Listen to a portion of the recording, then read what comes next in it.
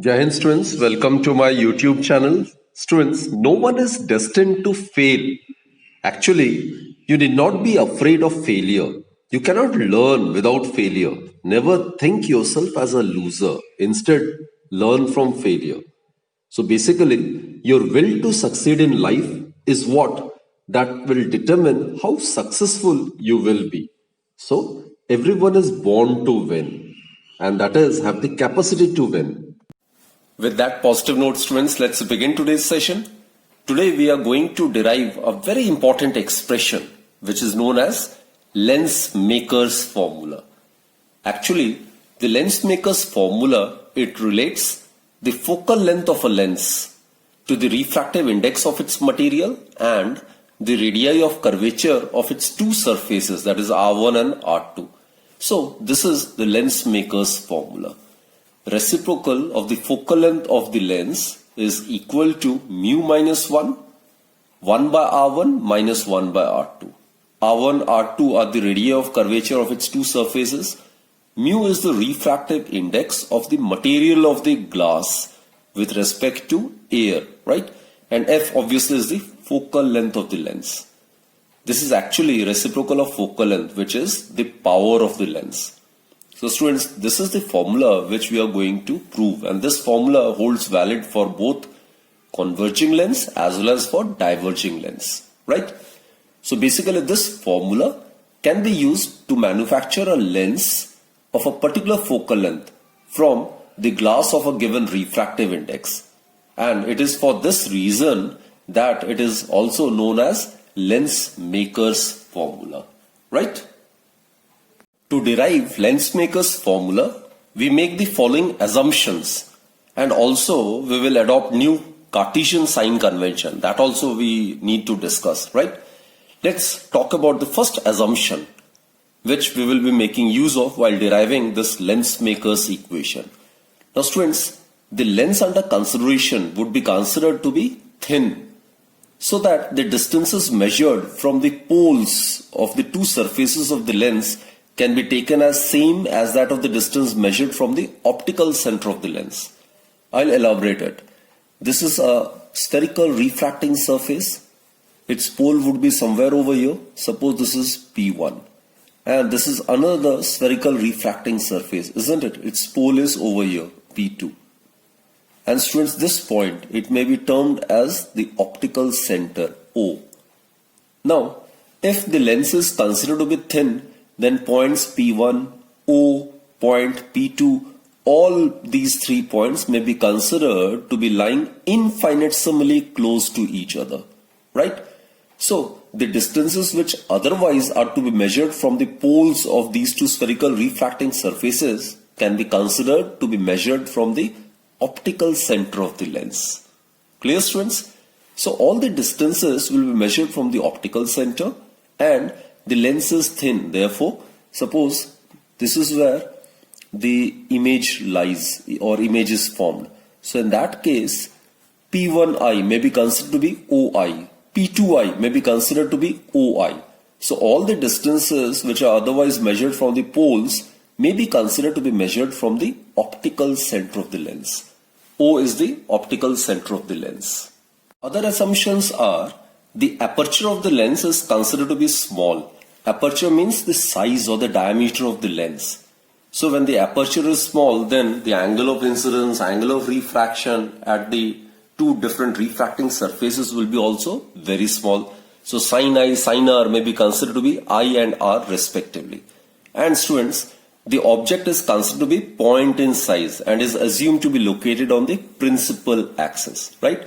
These are the same assumptions which we have earlier assumed while deriving expressions for spherical refracting surfaces. Clear? And since the aperture is small, therefore the angle which the incident ray, the refracted ray will be making with the principal axis will be very, very small. That is, students, alpha, beta, gamma. They are very small and therefore they can be replaced with their tangents. Now, as I've told you, these are the assumptions which we've already considered during the derivation of the earlier articles. In the description section, I'll be providing you the link of the earlier videos. In case of any doubt, you can fall back to those videos, right? So these are some of the assumptions which we will be making use of while deriving the Lensmaker's formula. And conventions which we will be making use of. Now, as we are already aware, all the distances are to be measured from the optical center of the lens. O is the optical center of the lens. So O should be the initial letter, right? And second is, students, the distances measured from the optical center of the lens along the direction of the incident ray is to be taken as positive, while the distances measured from the optical center in a direction opposite to that of the incident ray, they are to be taken as negative. So these are the sign conventions which we'll be making use of while derivation of the Lensmaker's formula. Let us consider a convex lens made up of material of absolute refractive index, say mu2, and is placed in an optically rarer medium of absolute refractive index mu1.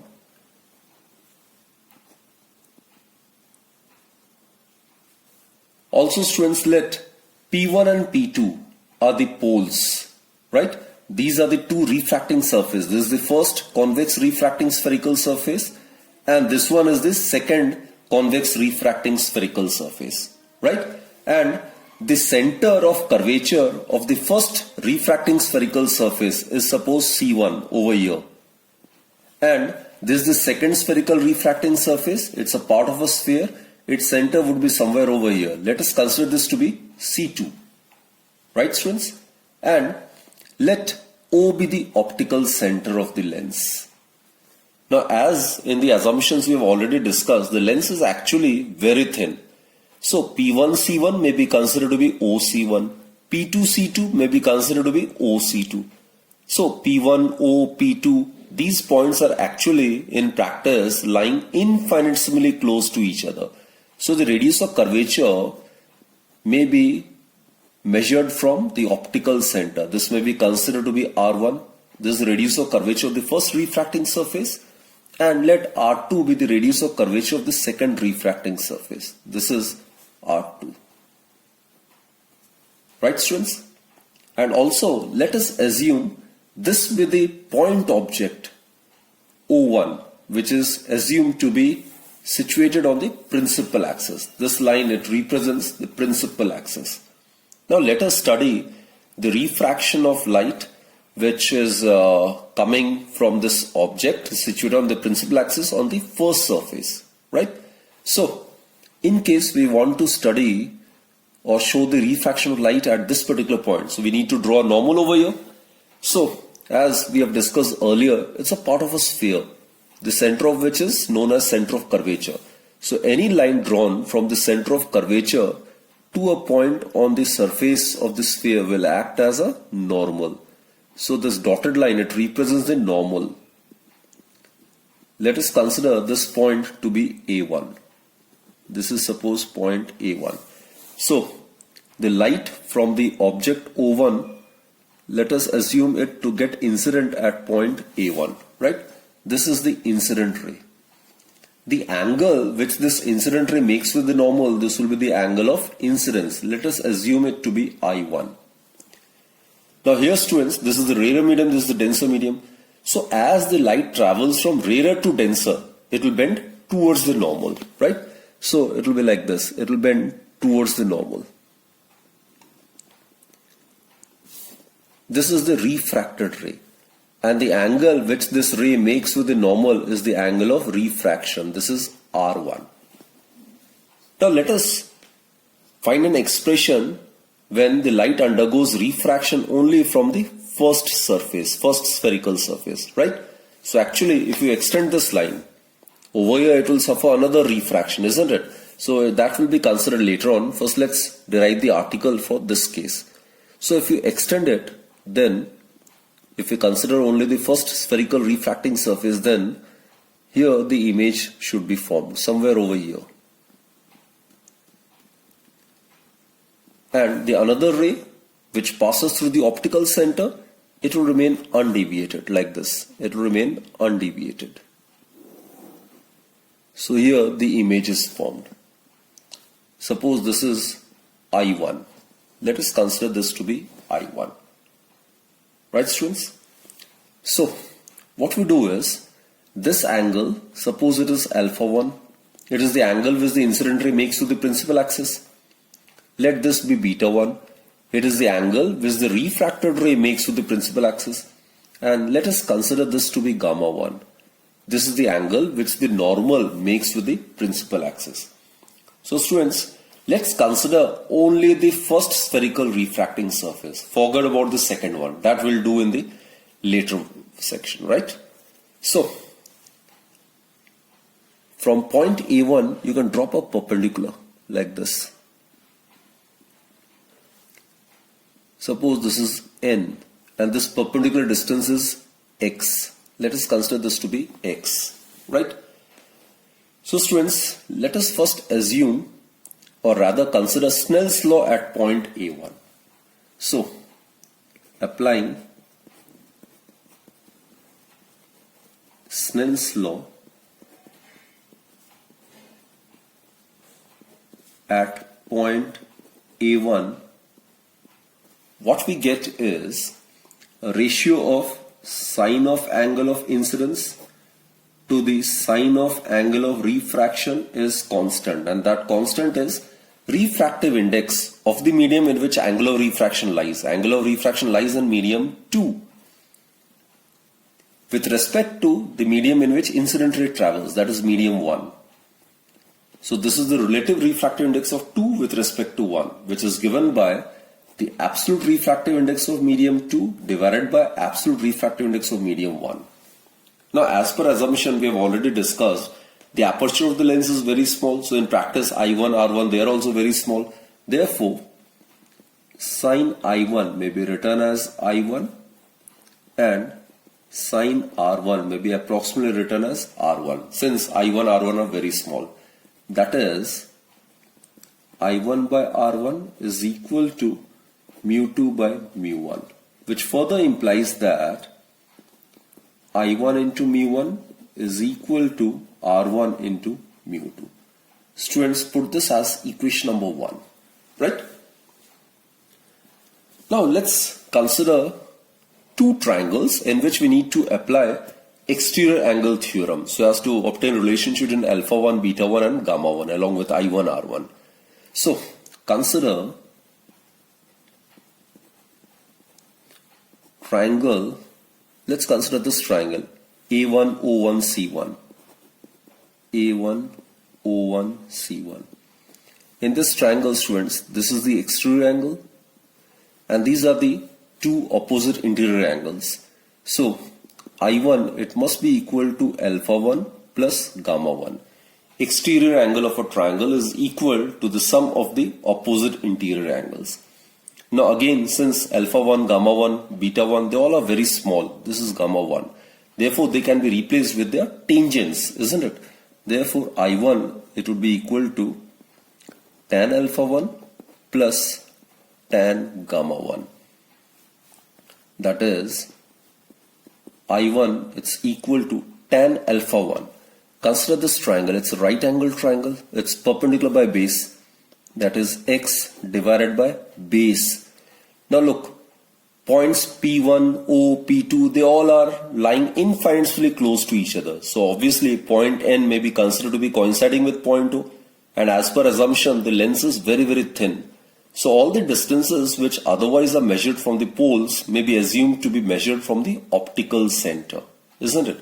So x over, actually it should be NO1, which later on I will write it as OO1, plus tan gamma 1. It would be again perpendicular by base, that is NC1. Now since lens is very small, therefore NO1 is equal to OO1 and NC1, it can be considered to be equal to OC1. Therefore, I1 is equal to x over OO1 plus x over OC1. Put this as equation number 2. Similarly, students, we need to consider another triangle. consider triangle, you can consider this particular triangle, right? This one. A1, I1, C1. So, consider triangle A1, I1, C1. Over here, this is the exterior angle, gamma 1, and these are the opposite interior angles.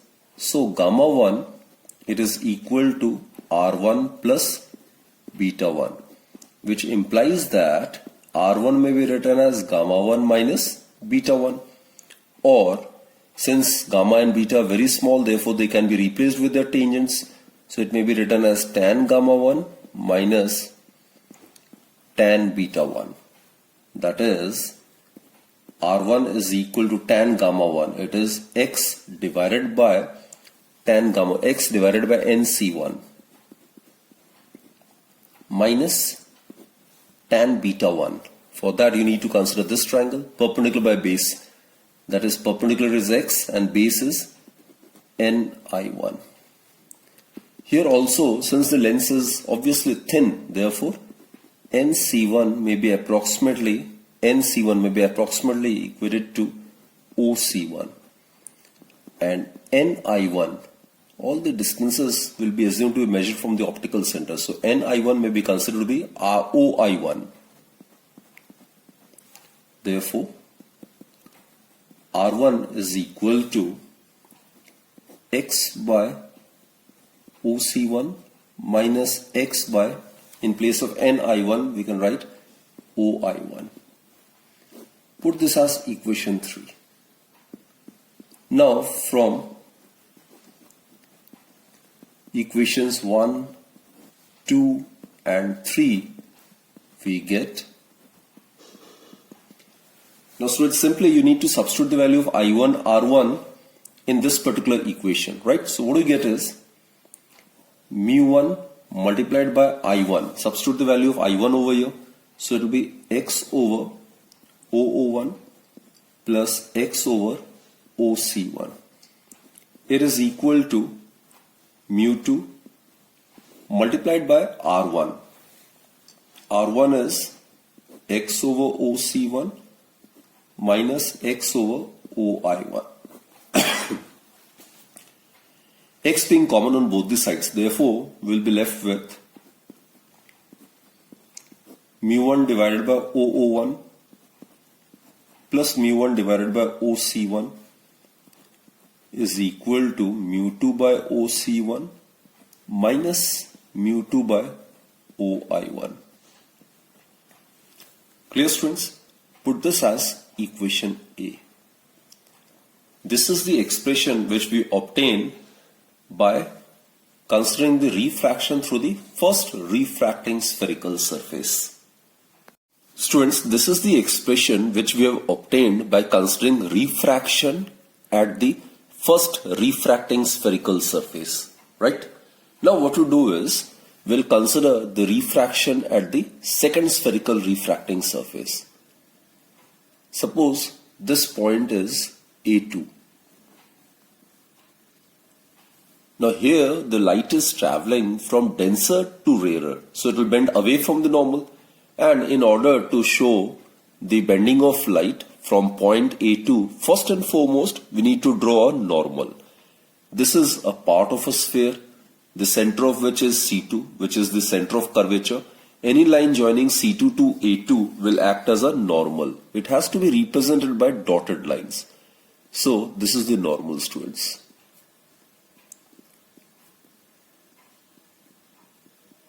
This is the normal. So this angle which A1, A2 makes with this normal would be the angle of incidence at point A2. This is I2. Now this ray is traveling from denser to rarer, so it will bend away from the normal.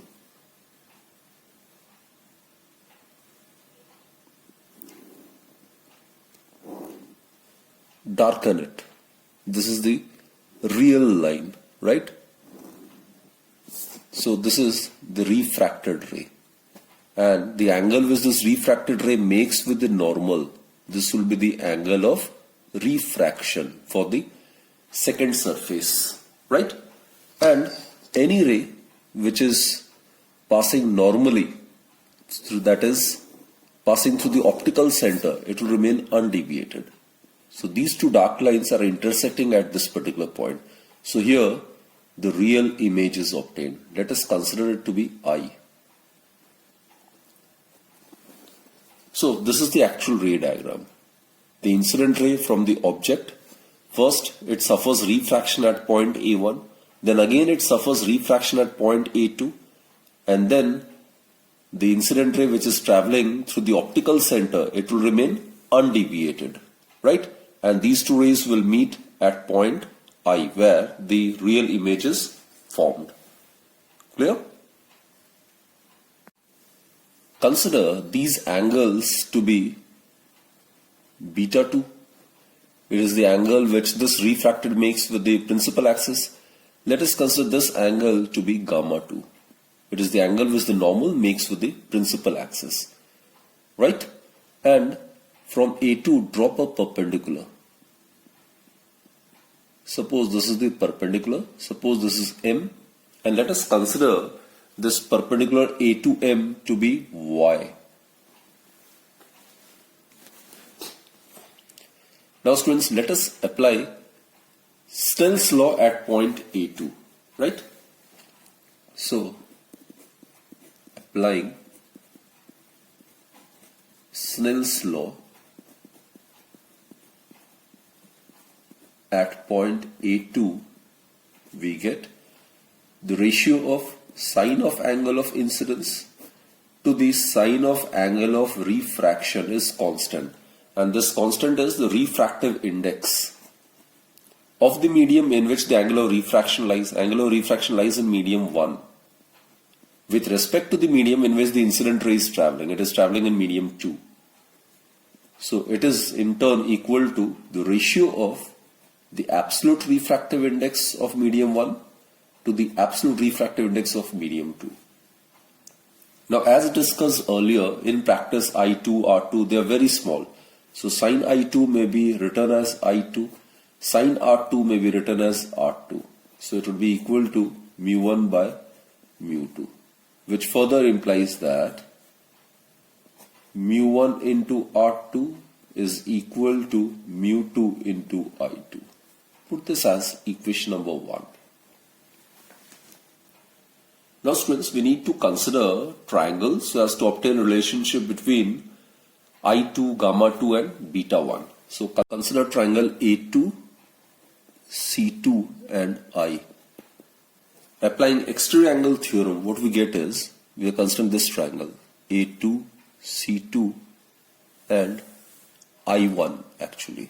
A2, C2 and I1. We are considering this triangle A2, C2 and I1. Now look students, here applying exterior angle theorem, this will be the exterior angle, this is I2. It will be equal to the sum of the opposite interior angles, that is gamma 2 plus beta 1. Now since beta 1, gamma 2, they are very small, therefore they can be replaced with their tangents. So it will be written as tan gamma 2 plus tan beta 1. For tan gamma 2, you need to consider this triangle. It's a right angle triangle. It is perpendicular by base. So perpendicular is considered to be Y.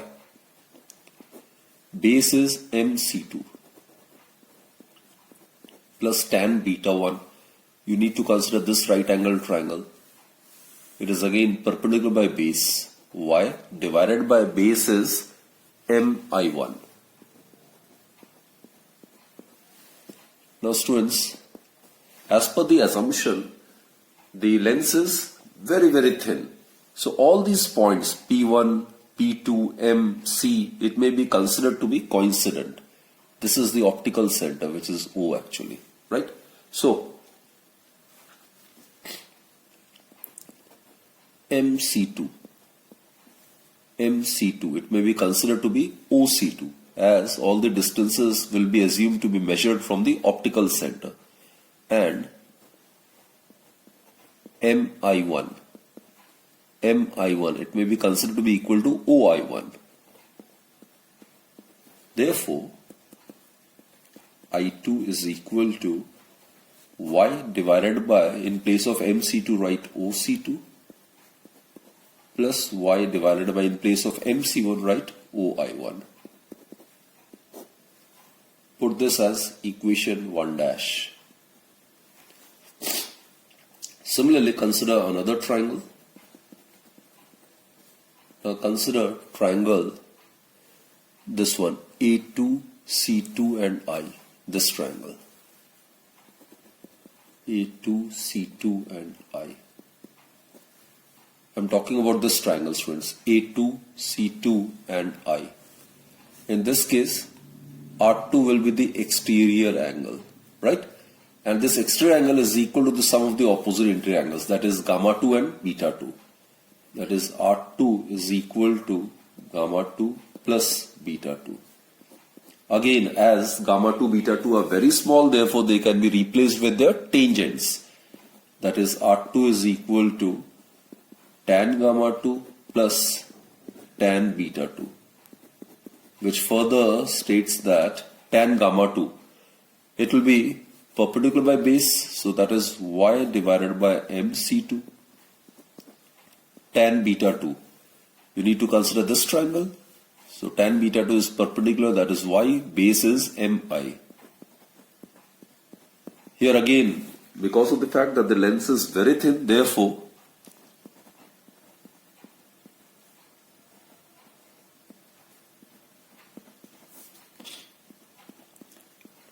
mi may be considered to be approximately equal to oi. That is R2 is equal to y divided by, in place of MC2 write OC2, plus y divided by, in place of OI1, in place of mi write OI. Put this as second dash.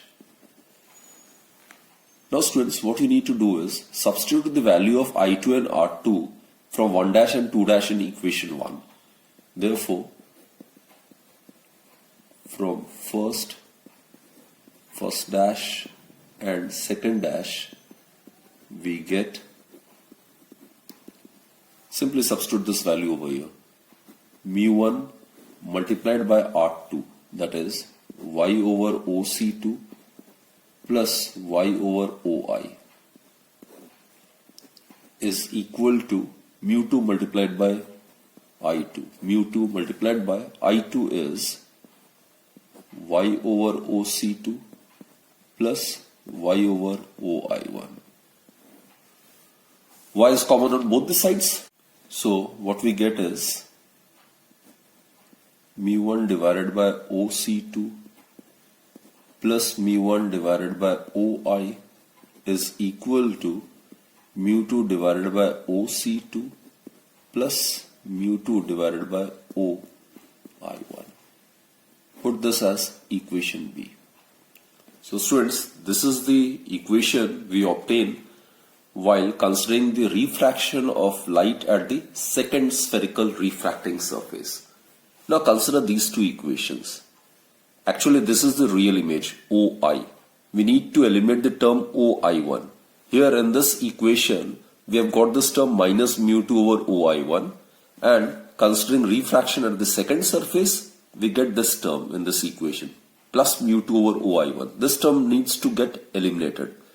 So what we do is, if we add these two equations, A and B, then minus mu2 over OI1 plus mu2 over OI1, these two terms will get eliminated, and we can get the relationship between object distance, image distance, and the radii of curvature of these two surfaces. Now students, adding these two equations, what we get is adding A and B. And these are the two equations which we have obtained while studying refraction through the first surface and through the second surface. So in order to eliminate mu2 over OI1, this term, we need to add these two equations, right?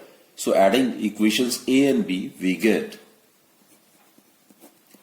mu1 over OO1 plus mu1 over OC1 plus mu1 over OC2 plus mu1 over OI it is equal to, add the terms on the right hand side. So mu2 over OC1 plus mu2 over OC2.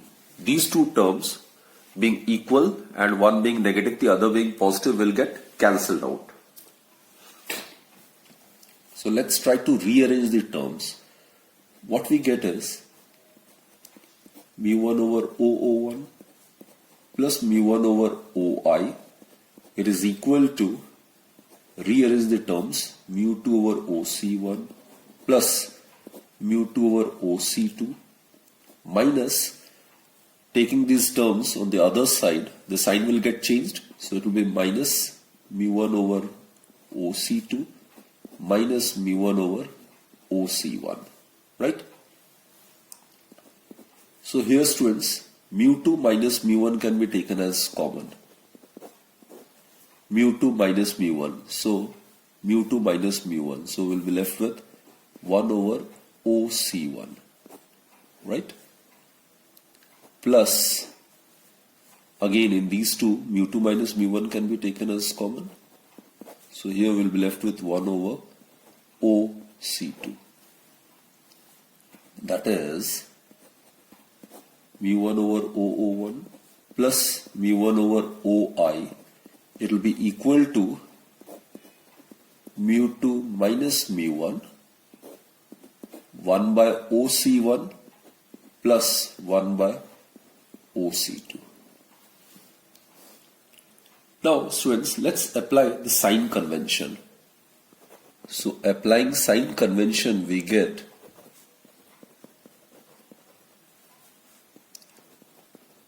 we are aware all the distances are to be measured from the optical center of the lens, and this is the direction of the incident ray.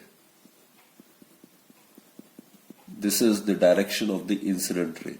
So all the distances measured from the optical center along the direction of the incident ray will be taken as positive, while the distances measured from the optical center against the direction of the incident ray is to be taken as negative, right?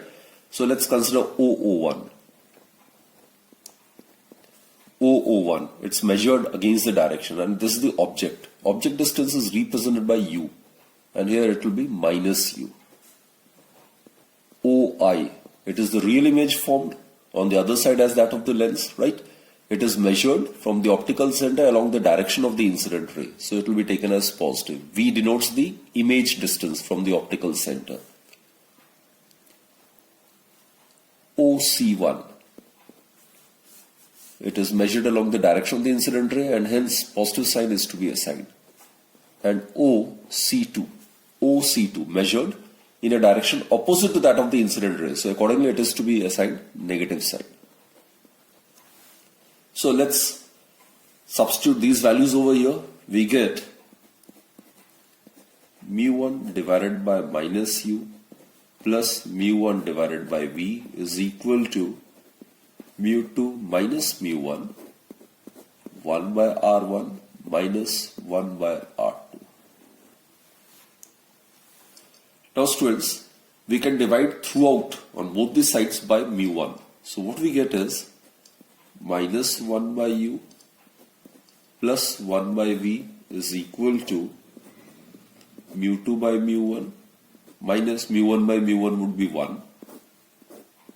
1 by R1 minus 1 by R2. So this is obtained by dividing throughout by mu1.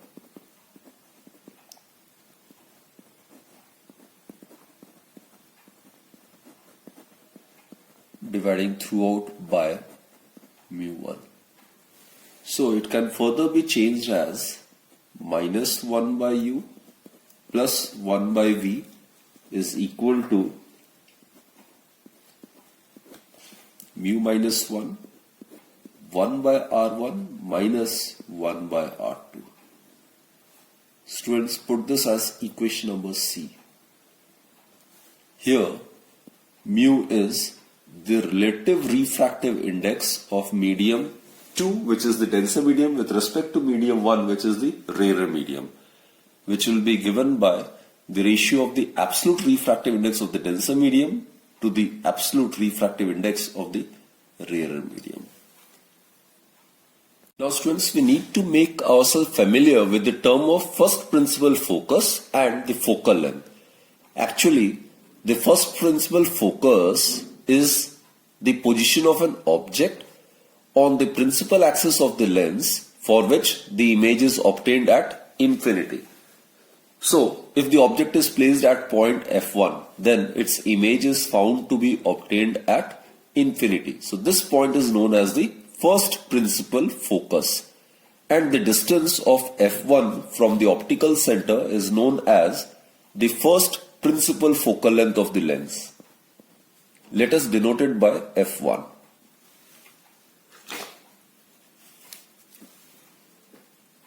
Also, I have denoted the first principal focus by capital letter F1, right?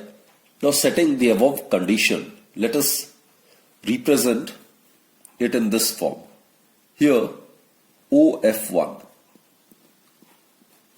it is the object distance, isn't it? It is actually U. And if we use sign convention, the direction of the incident ray is from left to right, but OF1, it is measured in the opposite direction, so it will be equal to minus F1.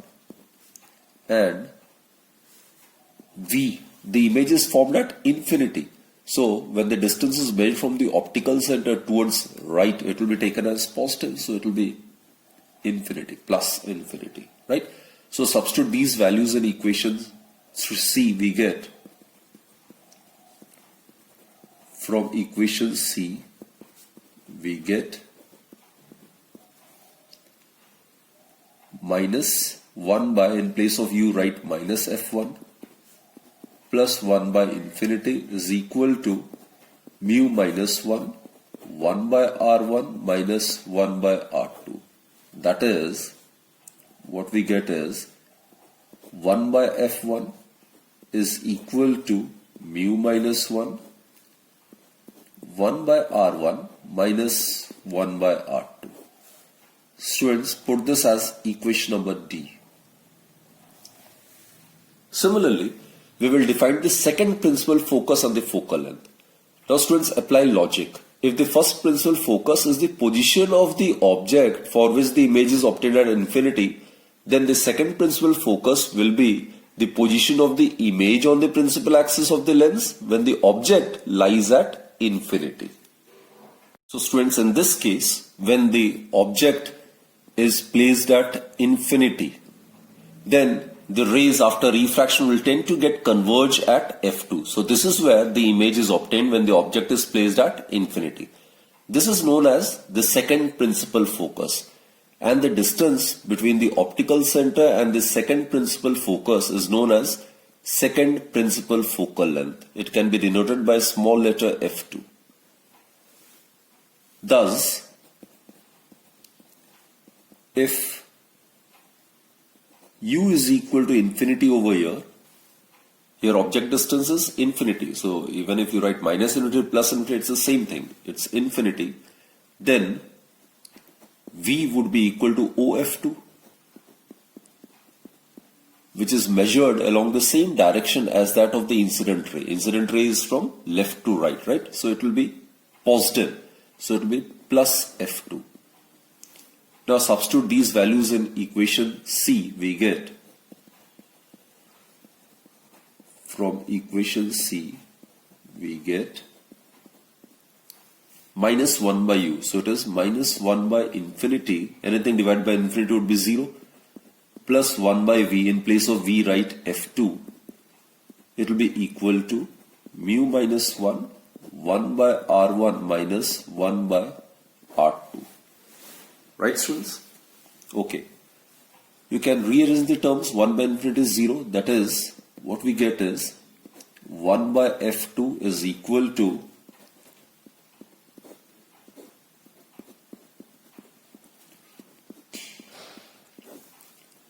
you can substitute this as equation E. Now students, from D and E, it's pretty clear that the right hand side of these two equations are equal. Therefore, we can safely conclude that from D and E, it is pretty clear that the two principal focal lengths of a lens are equal, right? The right hand side are equal, therefore left hand side must also be equal. That is 1 by f1, it must be equal to 1 by f2 is equal to 1 by f, say.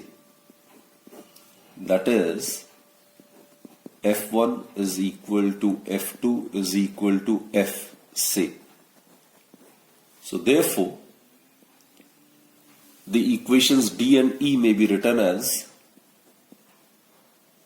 equations D or E may be written as